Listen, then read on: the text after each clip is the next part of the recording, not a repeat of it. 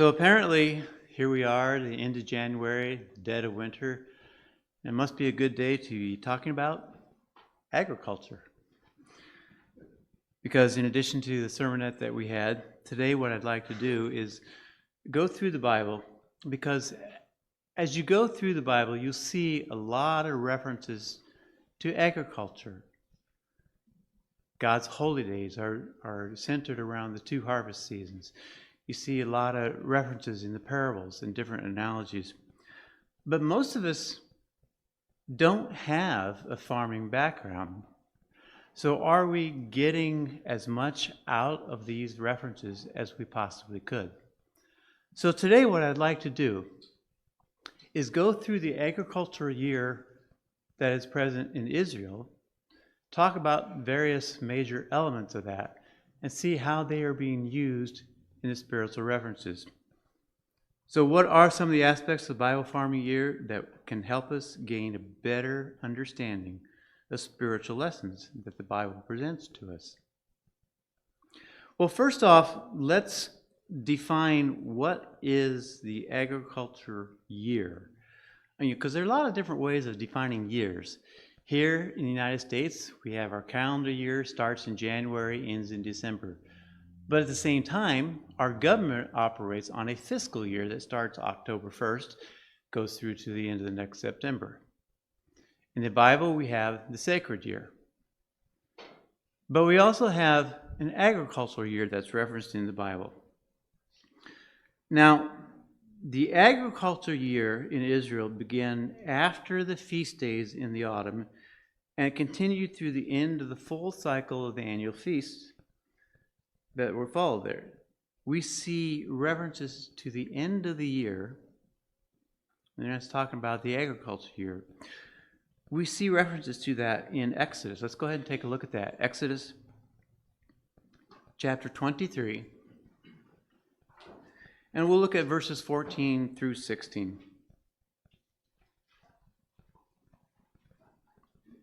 Exodus 23, verses 14 through 16. 3 times you shall keep a feast to me in the year. You shall keep the feast of unleavened bread. You shall eat unleavened bread 7 days, as I commanded you, at the time appointed in the month of Abib. For in it you came out of Egypt, none shall appear before me empty. And the feast of harvest, the firstfruits of your labors, which you have sown in the field, and the feast of ingathering at the end of the year, when you have gathered the fruit in your labors from the field. So what does it mean here when you see this phrase, at the end of the year? Because obviously this isn't talking about the sacred year, because we're only just in the 7th month. There are still 5, and in some years 6 more months to go. So it's not talking about the end of the year of the sacred calendar. It's talking about some other year. And what it's talking about is the end of the agriculture year. So what we see here, there is a 12-month period between the beginning of the agricultural preparations of the harvest to the time when that grows, and then eventually it's all harvested. Now there are some key events as we look at this 12-month period in the agriculture year. Starts after the feast is over. Some of those key events we'll talk about here. The first one is rainfall. Now obviously when it comes to agriculture, rainfall is a key event. But it is more so from a biblical perspective than what we might think.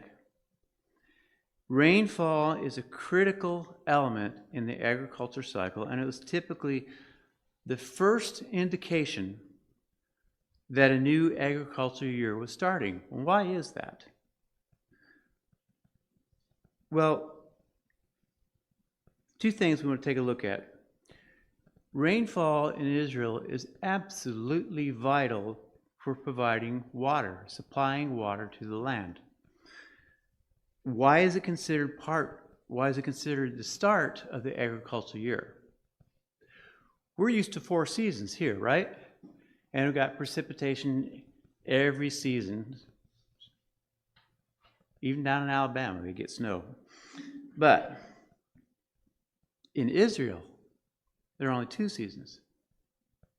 There's the wet season, and there's the dry season. Each one is 6 months long. So, right after the feast is when the 6-month period of the dry season is starting to end. Well, think about what that does to the soil. Think about what that does to the land. It's hard.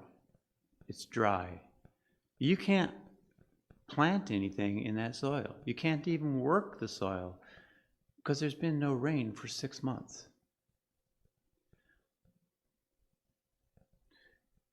It was different than what the Israelites were used to when they're in Egypt. Let's take a look at what God had to say about that, what he told them concerning the land they were coming into. We'll take a look here in Deuteronomy chapter 11 and verses 10 and 11. This is what God told them about the land they're going to be going to. Deuteronomy chapter 11, verses 10 and 11.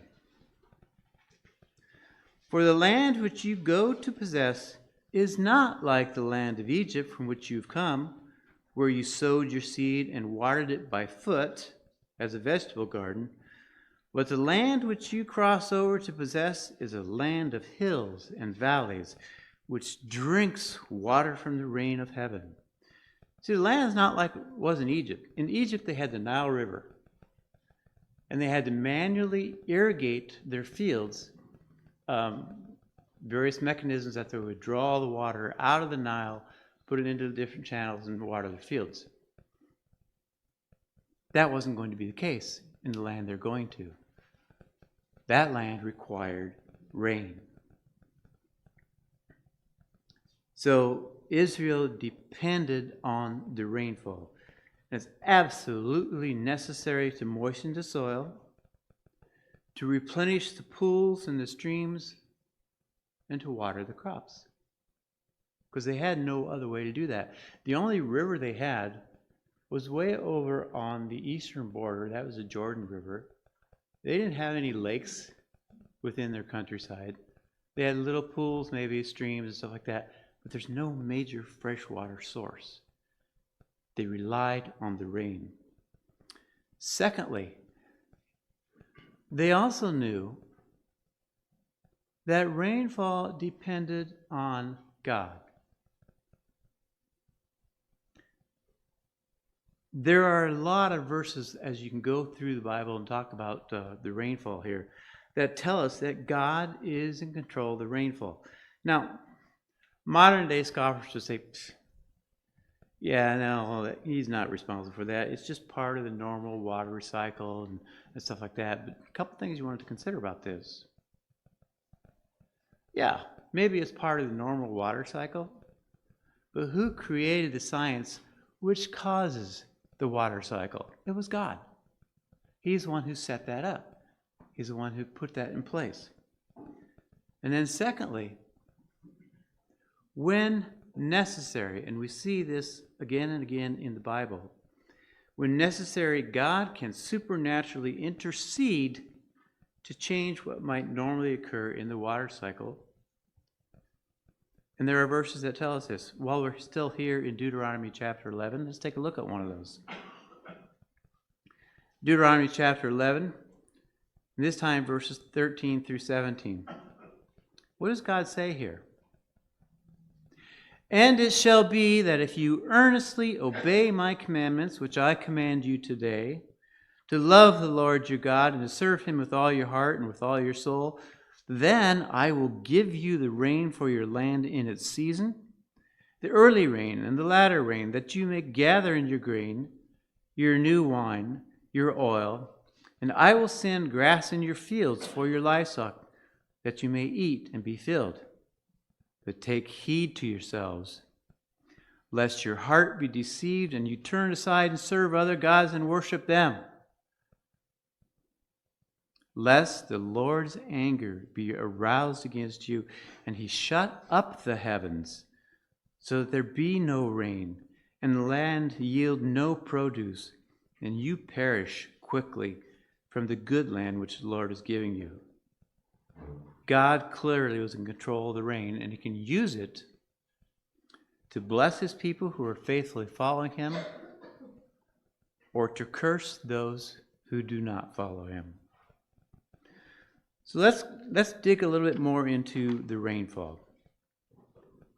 We have three different sections of rain. The first one here is the early rains. So sometime, and we'll see this, sometimes you'll see it early rains, sometimes you'll see it referred to as the former rains. But shortly after the 7th month of the sacred year, after the Feast of Tabernacles is over, there's a change in the prevailing winds.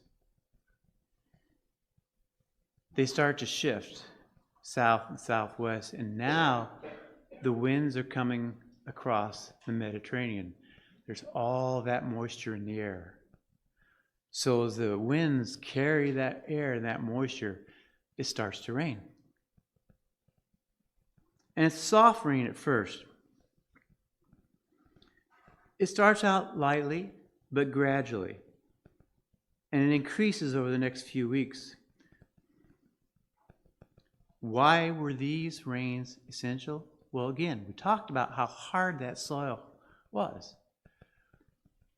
Well, the early rains, when they would start falling, would help soften the soil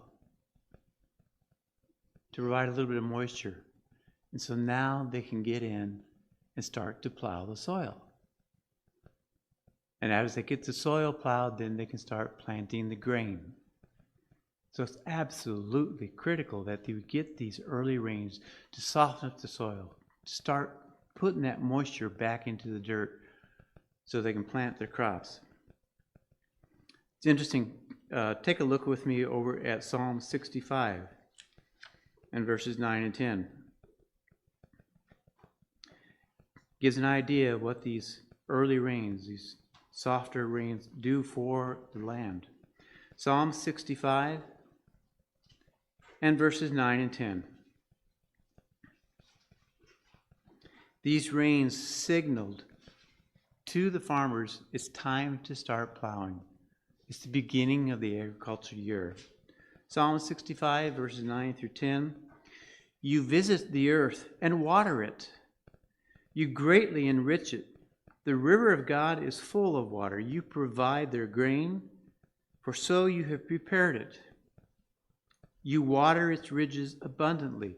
You settle its furrows. You make it soft with showers. You bless its growth.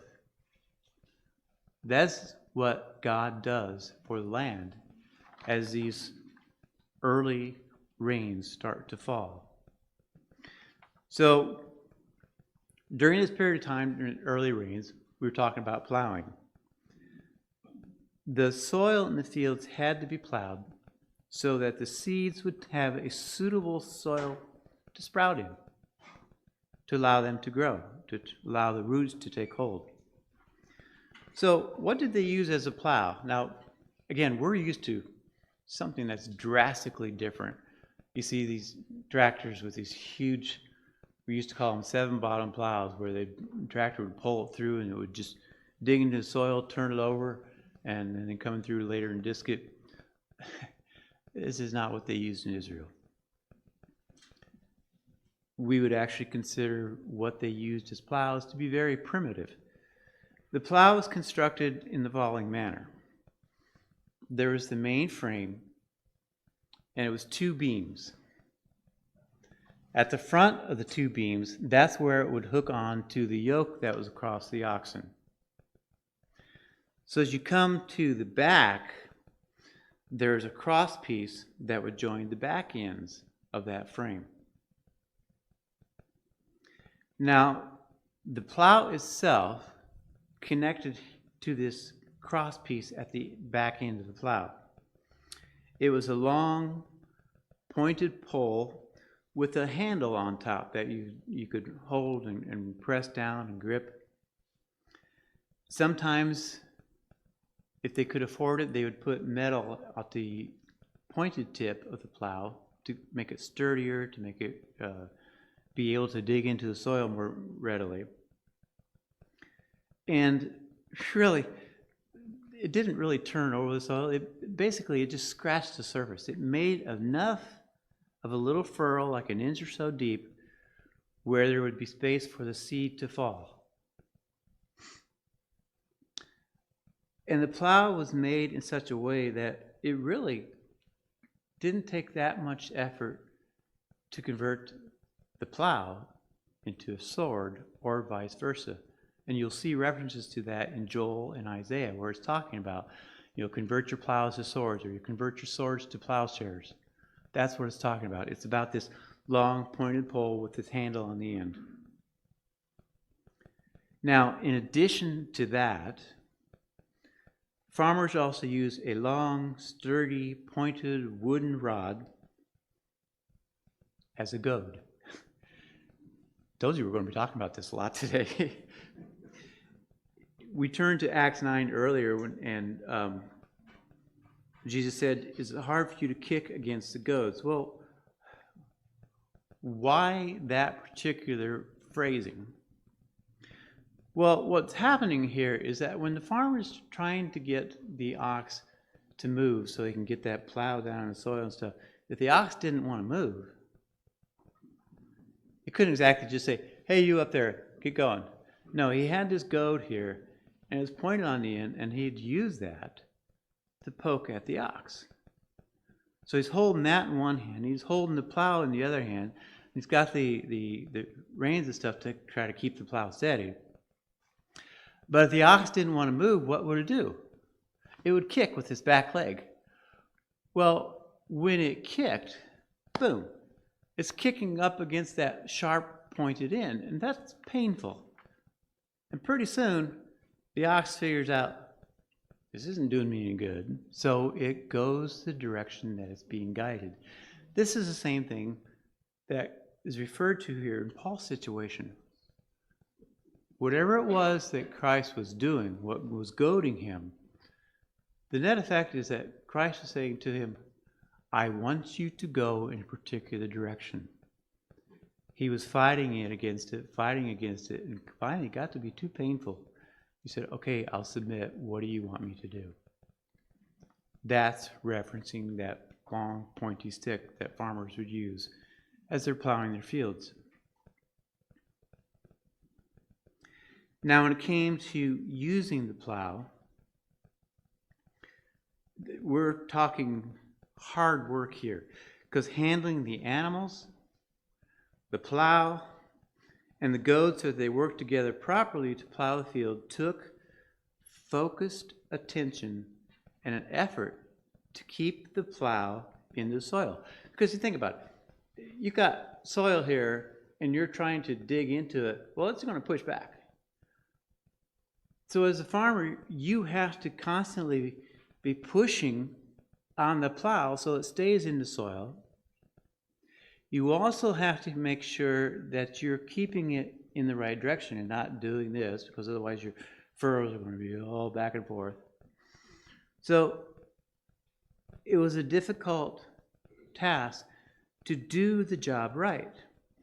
And Jesus made a reference to this. Let me read to you the reference that he made in Luke chapter 9 and verse 62. Luke 9:62 refers back to what the farmer was having to do here. Luke 9:62, but Jesus said to him, no one, having put his hand to the plow and looking back, is fit for the kingdom. Well, why is that a problem? Well, the farmer literally had to put his hand to the plow. He had to force it. He had to put pressure on that. He had to guide it. And he had to keep focused to where he was going and the job that was to be done. One hand was placed on the top, keep the pressure there, and make sure that the soil was tilled in an even fashion. The other hand was holding the goad to make sure the oxen would keep going in the right direction. So think about this. Why does the farmer need to plow? Well, he's tilling his field because he's looking forward to new life and growth, ultimately resulting in a harvest that produces a crop that is many, many times greater than what he's planting. Plowing is only the first step. It's not the only thing that he has to do. And we see a reference to that in Isaiah. Let's turn there. Isaiah chapter 28 and verses 24 and 25. Isaiah 28, verses 24 and 25.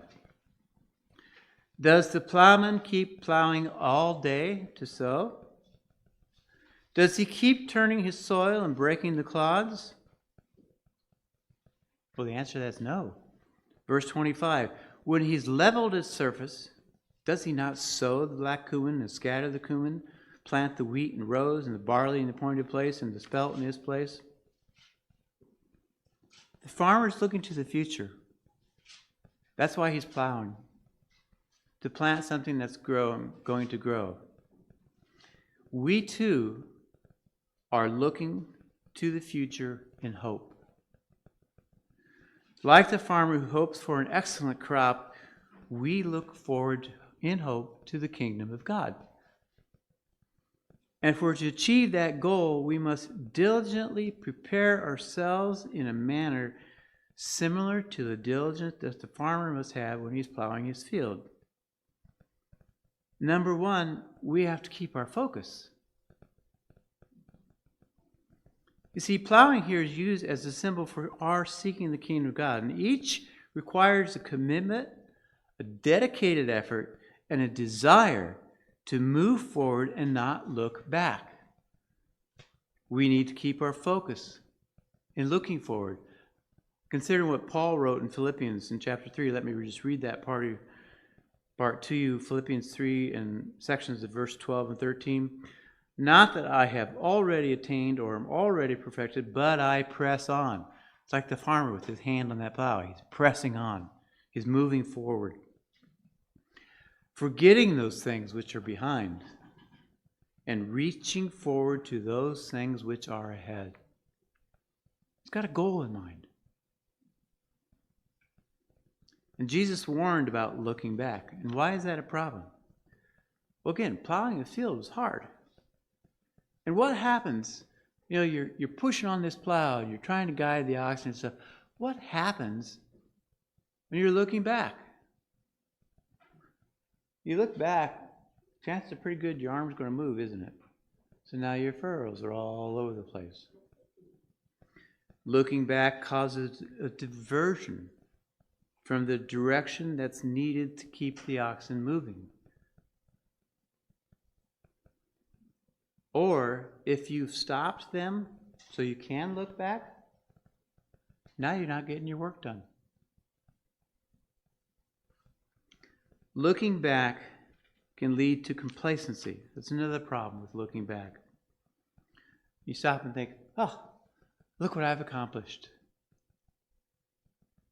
And it leads to a sense of self-satisfaction. Look what I've managed here. Look how far I've come. Instead of thinking, yeah, I've managed a lot here, but there's still more to be done to complete the task that's ahead of me. And another thing is looking back can lead to a desire to go to things how they were before. And that's not what we want to do. We're looking forward to the kingdom of God. We're not looking back behind us to the life that we're called from. So once the plowing is done, we see that there are numerous references that speak of sowing, growing, and harvesting the barley and wheat, which are known as the first fruits. Now, these accounts, talking about the sowing and growing and stuff, they have particular significance for each of us because we are being called to be the first fruits. Once the field had been plowed, it had to be sown with grain. Now, again, they didn't have these big planters where they pull along and they just drill the grain right into the soil. What they would do is they'd have a sack of the grain hanging on their shoulders and stuff like that. they'd scoop their hand in and broadcast the seed across the field. But what would happen with broadcasting the seed like that? It wasn't always the perfect, best way of doing things, but the way they had it. But there were some potential problems where the seed wouldn't come to anything. Let me read to you from Luke chapter 6 and verse 1. And this always seemed odd to me, having grown up in a farming area, to try to imagine, what's this talking about? Luke 6, verse 1. Now it happened on the second Sabbath, after the first, that he went through the grain fields, and his disciples plucked the heads of grain and ate them, rubbing them in their hands. Why are they walking through the middle of this field? That seems odd. But there was this road there. Well, it wasn't really a road, it's more actually like a footpath. Because you see, prior to the time that the Romans came into Israel, there were no major roads. There were just these footpaths getting from one place to the other. And because people constantly use the same path over and over and over, that soil will get so packed down. As the farmer knew, it's not going to do any good to try to plow that. There's no way I can scratch that soil. And so when you see the parable of the seed that falls on the wayside, that's what it's talking about. It's just talking about this footpath that goes through the field. And that path would come up right to the edge of the field. So you can see when you're broadcasting the seed, some of it's going to fall on the path, while some of it stays in the field. The other thing that always seemed odd to me is thorns in the field. Wait, aren't those just noxious weeds? Can't they get rid of those? Why is Jesus talking about seed falling among the thorns? Well, actually, what these thorns were, they frequently grew at the edge of the fields, and they were bushy, woody plants, and they're deliberately kept there. Because in the summertime, when the shepherds were out with their flocks, at nighttime, they can cut some of these thorns and use that as kindling for their fires to stay warm and cook their food and stuff. So they kept the thorns there for a reason. They would also use the thorns sometimes to build a slight corral to help protect their sheep and stuff. So that's why there were thorns right at the edge of the field. Matter of fact, back in Exodus, let me just make a reference to it. Exodus 22, verse 6, talks about this practice of using the thorn bushes for fires and gives instructions. If a fire breaks out and catches in the thorns, then God gives instructions for this. That's why the thorns are there. So we've had the lighter rains, the former rains. We've gotten the plowing done. We've gotten the seed planted. Then we get to what we call mid-December. And now is what we start in considered as the heavy rains. Because once again, we've got this shift of weather patterns. And now the wind has shifted to where prevailing winds are coming out of the north. And it's bringing rain. But what happens is, as these winds are coming south, there frequently are high-pressure tropical fronts sitting over Africa, which blocks the movement of the rain. So when it comes, it just rains and rains and rains. Days on end, it'll rain. And it's not this nice, warm, balmy rain. It's cold, it's wet. In some years, it actually gets cold enough where they've recorded snowfall in Jerusalem and even in Cairo in Egypt during this time frame. As it says in Proverbs chapter 25 and verse 23, let me just read that.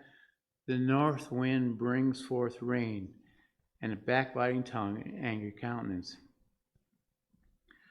Let's take a look at that. where these rains are referred to, let's turn back to Ezra chapter 10.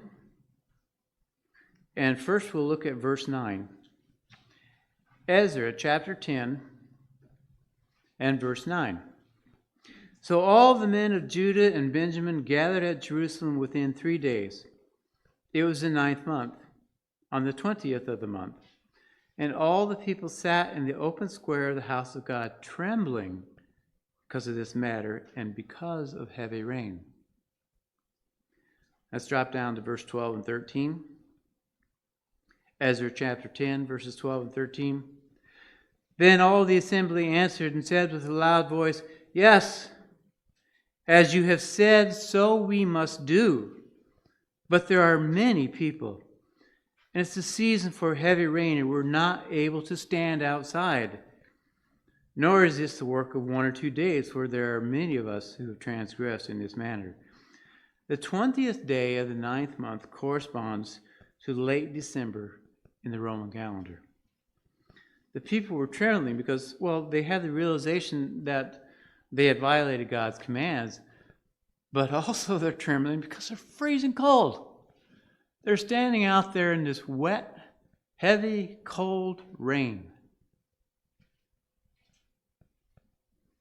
These rain systems are so miserable that no respectable shepherd is going to keep his flocks out in the pasture during this mid-late December.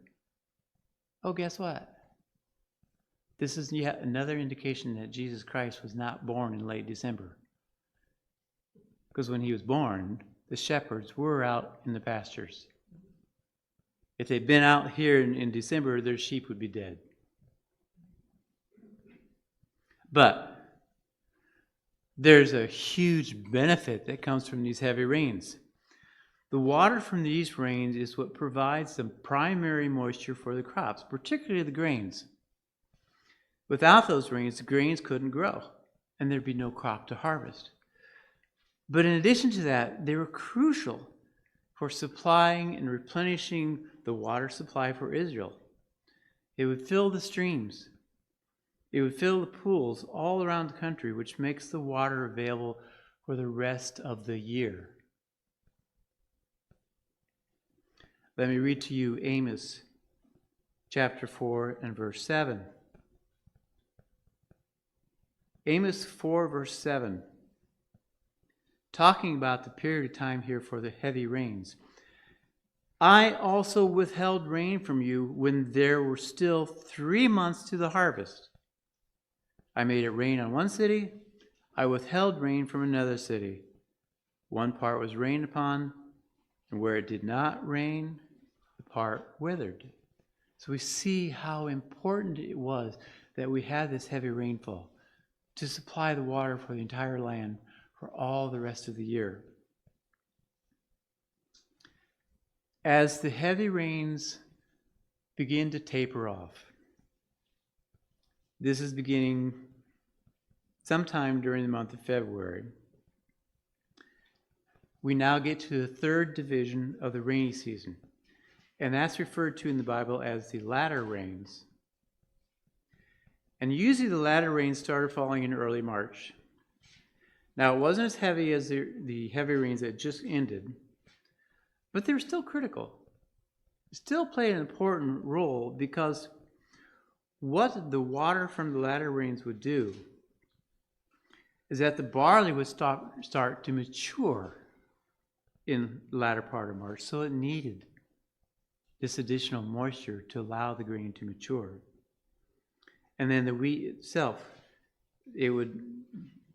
it's forming green heads, so those heads had to have this extra moisture to develop and then for them to mature about 4 weeks later. Latter rains also provided the needed moisture for the pastures. When what we read earlier, God said, provide the green grass for your livestock. That's what it's talking about. These rains provide enough moisture for the land and the pasture areas where the grass could start growing and start greening up. And as you look through the Bible, you'll see a lot of references to latter rains. But that now brings us up to the grain harvest. a very significant part of the agricultural year. So as the latter rains were still coming down, starting to slowly taper off, is when the farmers would begin to harvest the grain. Now, the wave sheaf offering that was presented during the days of unleavened bread signaled that the first fruits could begin to be used, the harvesting, the eating of it, and so forth. The barley was harvested first, and then the wheat harvest started about a month later. So the combined harvest of the two grains, the first fruits, would take about 7 weeks, the time from the wave sheaf offering to Pentecost. Because the barley matures sooner than wheat, it's harvested, and a lot of it was actually brought in from the field before most of the wheat harvest had even started. What does it mean for us that the first fruits are brought out of the field? Well, as we look at the explanation for the parable of the wheat and tares, let me read that to you. When Jesus was asked by his disciples, "We don't understand what you just said. Can you explain it to us?" In Matthew 13, in verses 36 through 38, Matthew 13, 36 through 38, Jesus sent the multitude away and went into the house, and his disciples came to him saying, "Explain to us the parable of the tares of the field." And he answered and said to them, "He who sows the good seed is the Son of Man. The field is the world. And the good seeds are the sons of the kingdom, but the tares are the sons of the wicked one." So bringing the first fruits in from the field represents the varying times that the spiritual first fruits are removed from this world. It happens over a longer period of time. It doesn't happen all at once. The removal from the field doesn't instantly bring forth a new life within the grain. And bringing them out of the field doesn't necessarily represent the time that they were resurrected to spirit beings. When you stop and think about it, there are a number of first fruits who have already died. They're already brought out of the fruit, but they haven't been resurrected yet. They're waiting for that time when Jesus Christ returns. So what does it take to bring the first fruits in from the field? What does it take? Why does it take so much time to harvest that grain? Well, we kind of lose track of that because when we look at our combines that we're using in modern day, the whole process is done right there in the one machine. So we don't really see what all is going on. There are different stages for harvesting the grain. The first one is cutting the grain. You got the stalks, and then right at the top of the stalks, you got the grain heads. Now, they had to use little hand sickles, so you can imagine the amount of work, back-breaking work, that it would take to go in and harvest these fields. So what they would do, because it took a longer time to harvest, they didn't wait until there were these nice amber waves of grain out there. If they did that, the majority of the crop would rot, because it takes too much time to harvest it. But what they would do is they would look for a particular transition phase. And they knew once the grain had reached this stage, even though it wasn't fully ripe yet, they could cut the stalks and the grain could still mature. What was that stage? It's when the grain heads changed from a purely green color to having this whitish hue. And sometime this summer, if you happen to go by a field of wheat or something like it, and it's still green, a certain time of year you can see that the grain heads are actually whitish colored. And Jesus referred to that in John chapter 4, verse 35. What did he say? In John chapter 4, verse 35, Jesus said, Do you not say there are still 4 months, and then comes the harvest? But I say to you, lift up your eyes and look at the fields, for they are already white for harvest. The grain heads had gotten this white color. It's ready for harvest. So what they would do is, as they were cutting the stalks, they would gather them up in sheaves. And we saw, like in Joseph's dream, how his brother's sheaves bowed down to him. Well, this is what he's talking about, the sheaves of cut grain stalks. And they would stack them out in the field in a kind of a conical structure, so that even if they got rained on, the moisture would just drain down. It wouldn't cause the grain to rot. So as it's standing there, it could still mature. And so they'd be harvesting the fields. They would stack them out there, letting it mature while they're continuing to harvest and cut the other fields. And once that was done, once the grain matured enough there in the field, then they'd move on to the next step, and that's the threshing process. They'd bring the sheaves into the threshing floor. Now, what does that mean? Well, threshing is a process of detaching the grain from the stalks, because you're obviously not going to eat the stalks. The stalks were used later as straw, but the main focus of this threshing was to gather the grain. Now, the threshing floor could be an actual wooden structure, but more often than not, what they did is they cleared off an area of soil, they packed it down, they swept it off to minimize the amount of dirt and rocks and stuff that can get in with the grain, and then they would thresh the grain there. And there are different ways of doing that. One, they could beat the stalks with this big heavy flail, which is basically a large flexible stick, and you're standing there whack, whack, whack, trying to beat the grain's head off of the stalks. We see a reference to that. I'll just give you the verse reference in Ruth 2, verse 17. Talks about Ruth. After she was gleaning, she did threshing, and that's what she was doing. But that was hard work, and it wasn't economical to try to do that for a large field. Instead, what they would do is they would have oxen. They'd bring the grain stalks into the threshing floor, and then they'd have oxen walking around.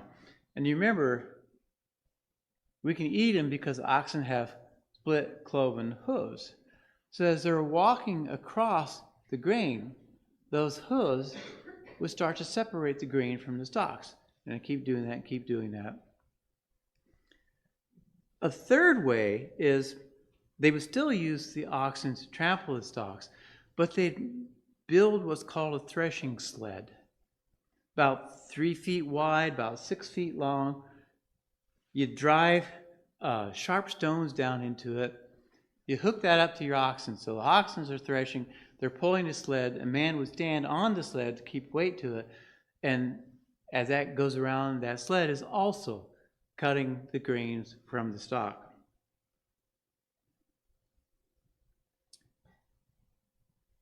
To give you an idea of how this threshing sled treated, so to speak, the stalks, the Roman version of it was called a tribulum,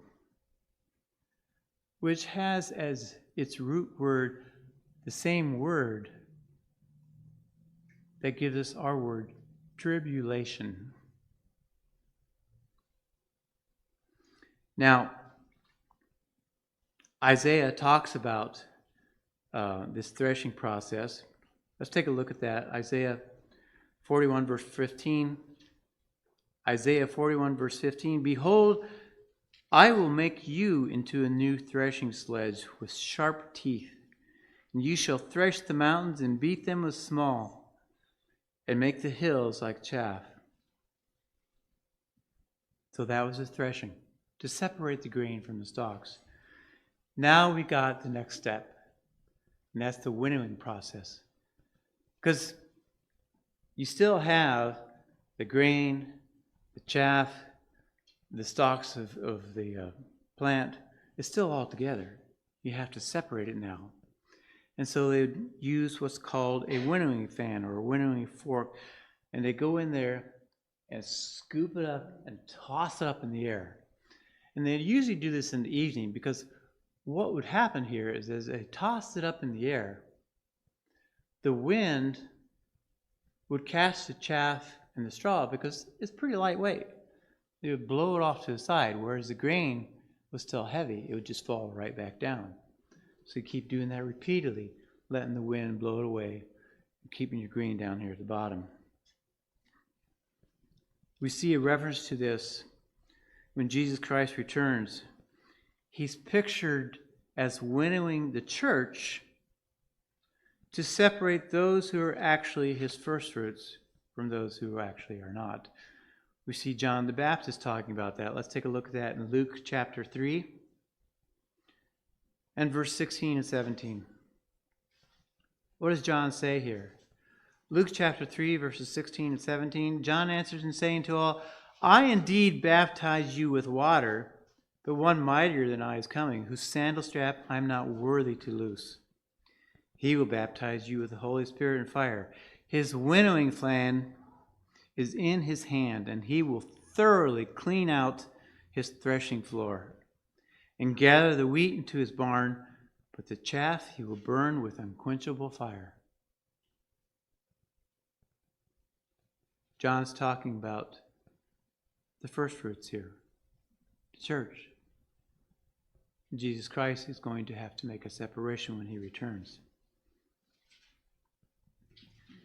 Once the winnowing is done, now you've got the final step. That's the sifting. And usually what would happen is they had big, wide baskets, fairly shallow. You scoop up the grain, and you kind of do this, and you sort through. It's usually the women who do this, because what they're looking for is, if you got little stones, well, obviously you don't want stones in your grain, because you're going to have to send your grain through your grinder, and the stone's not good for your grinder.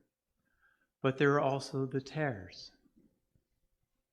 As we mentioned in the wheat and the tares parable, that was darnel, sometimes called false wheat. But the difference is that their grain was dark, as opposed to being light like the wheat is. You don't want that in there, because if you consume too much of it, it can lead to nausea, vomiting, illness, lightheadedness, and sometimes even death. So yeah, you want to sift that out. Get rid of it. And think about this. Jesus told Peter, what did he tell him? In Luke 22, verse 31. And the Lord said, Simon, Simon, indeed Satan has asked for you that he may sift you as wheat. Well, why is this? Well, during the sifting process, the women were deciding what to keep and what to get rid of. So think about what Satan is asking here. He still wants to take the role of Jesus Christ as judge.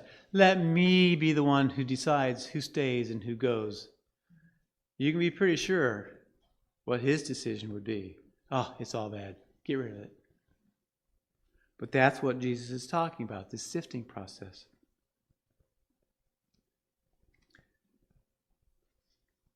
Barley harvest would take about 4 weeks, 3.5 weeks, and then the wheat harvest would start to overlap. The wheat harvest begins. What happens? Again, we have a shift in the weather patterns. So now the winds, prevailing winds, have shifted, and they're coming out of the east. What's to the east of Israel? Hot, dry, desert. Once those winds shift, the rain stops. There's no more rain for 6 months. It's interesting when you look at 1 Samuel chapter 12 and verses 16 and 18. Now, growing up here in the Midwest, And I read through this, I'm thinking, yeah, so. But what does it say here? Now that we know that during the wheat harvest, it stops raining. For 6 months, it stops raining. What does Samuel say here in 1 Samuel chapter 12, verses 16 and 18? Now therefore stand and see this great thing which the Lord will do before your eyes. Is today not the wheat harvest? I will call to the Lord, and he will send thunder and rain, that you may perceive and see that your wickedness is great, which you have done in the sight of the Lord, in asking a king for yourself. So Samuel called to the Lord, and the Lord sent thunder and rain that day, and all the people greatly feared the Lord and Samuel, because they knew God can control the rain, and it doesn't rain during the wheat harvest. What a message. It wasn't just some ordinary shower because it doesn't rain. But in addition to it raining, it was thundering and lightning and stuff like that. They knew they had done wrong. The end of the harvest for the first fruits, for the grain, comes to a close about Pentecost. Now we get into the hot, dry days of summer. And there are a few minor fruits and things like dates and pomegranates and stuff that are harvested. But the next major harvest was the fruit harvest. That would begin in the 5th month, continue through the 7th month. And the two primary things are grapes and olives. The grapes for the wine and the olives for the oil. The harvest of those two things were by far the largest harvest that was made in Israel. The fruit harvest vastly exceeded the harvest of the first fruits of the grain. But what does it take to harvest grapes and to process them to wine? You know, it's not just a simple matter of, pick, press, pack, we're done. No, the process for harvesting grapes includes a huge amount of time for preparation and then a short period of time for the actual harvest. So what kind of preparation did you have to do? Most of the vineyards were made up on the hillsides because the flat, level things down in the valley, that was reserved for the grain fields.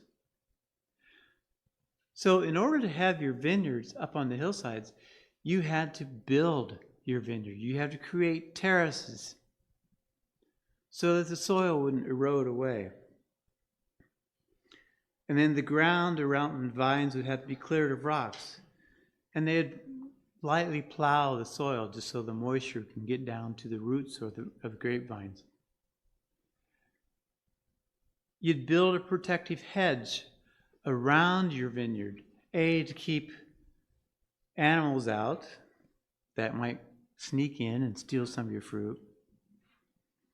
But in addition to that, they would also build a watchtower. And of course, they'd have to maintain that because thieves would come in and steal the grapes.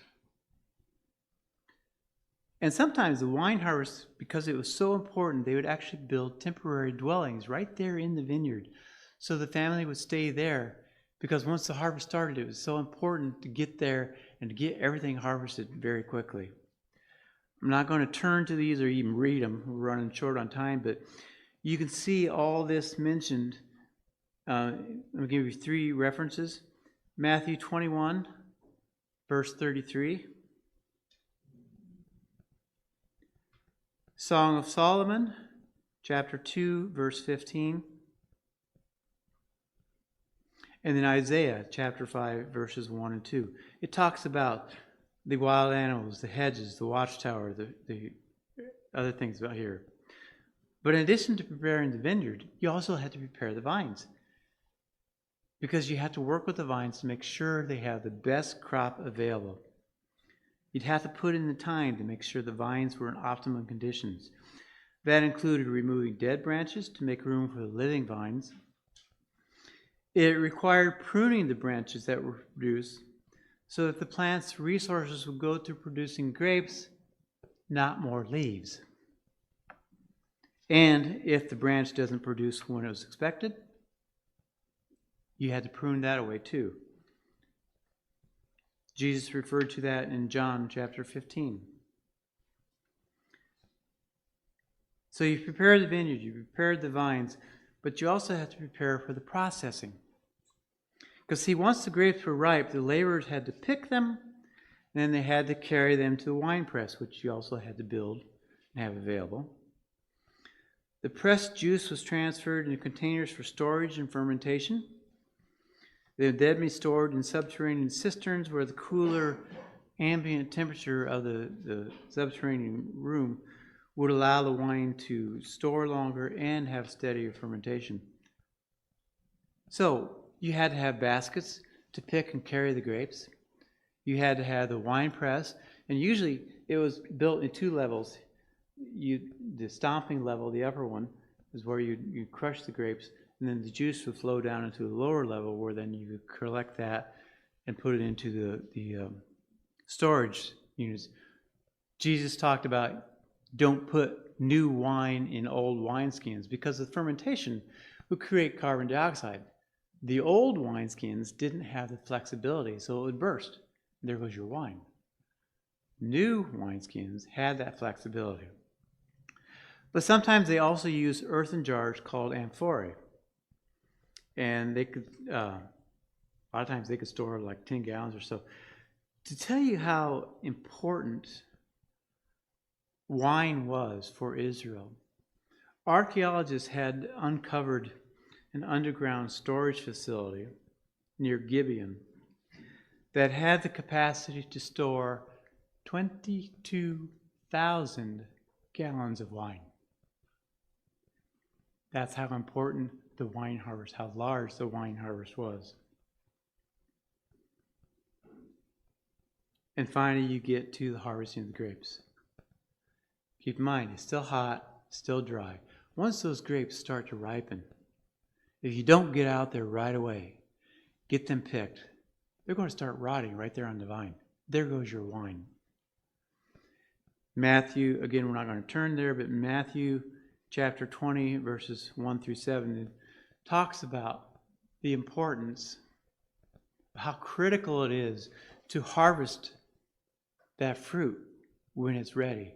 Talks about the vineyard master going into town repeatedly, hiring more people to bring them out. Help me pick my grapes because it's got to be done. And we had similar things for harvesting the olives. You had to have the baskets, the pressing equipment, the storage containers, all that had to be ready. What we see here, as we gain a better understanding of what the fruit harvest process took, there are a couple important points we want to take away from this. The first is that the fruit harvest is by far the largest harvest of the year, which is a good analogy for what God is doing with humanity. Those who are being called first fruits are a smaller group of people.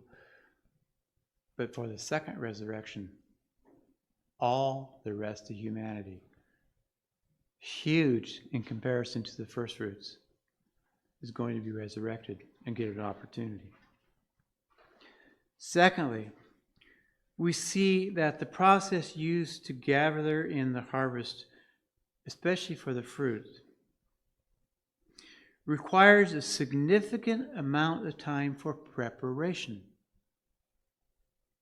which is then followed by a shorter but an intense period of time for gathering the fruit.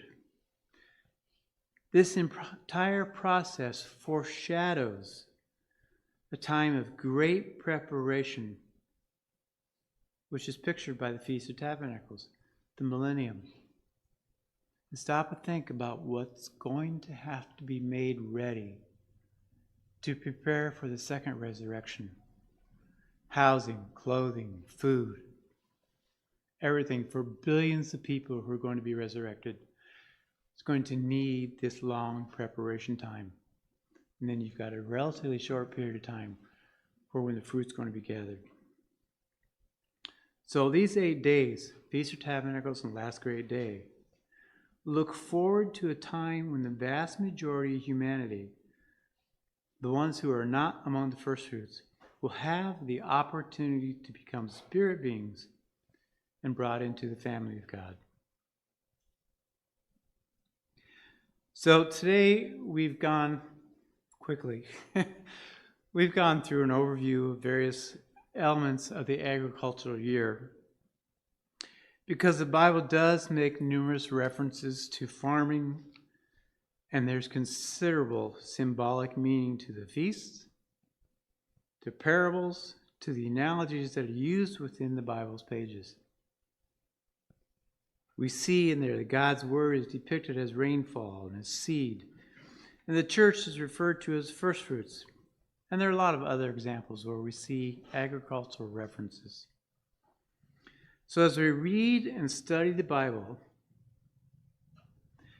understanding the yearly farming cycle can give us further insights into understanding the things that we need to learn from these biblical examples as we're preparing for the coming kingdom of God.